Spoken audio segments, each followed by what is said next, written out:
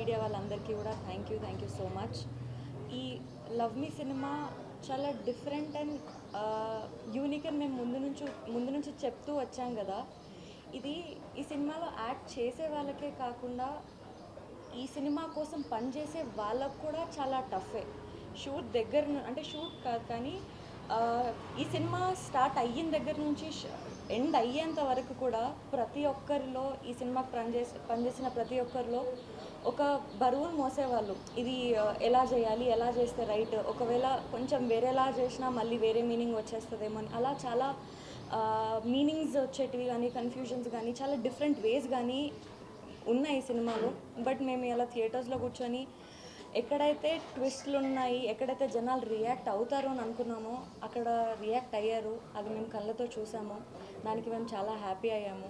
Interval దగ్గర మేము reactions చూడాలనుకున్నాం థియేటర్స్లో. ఇంటర్వెల్ దగ్గర మాకు పాజిటివ్ రియాక్షన్స్ వచ్చాయి. ఇంకా మేము ముందు నుంచి చెప్తూనే ఉన్నాము, నేను దివ్యవతి కాదు అని. సో ఇవాళ సినిమా చూసిన వాళ్ళందరికీ ఆ క్లారిటీ వచ్చేస్తుంది, నేను దివ్యవతి కాదు అని. సో ఈ సినిమాని ఇంకా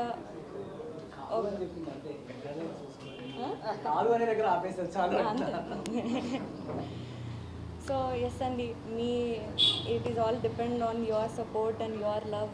and me support, me love అంతా మా టీం అందరికీ ఉండాలని కోరుకుంటున్నాను. Thank you so much. Sir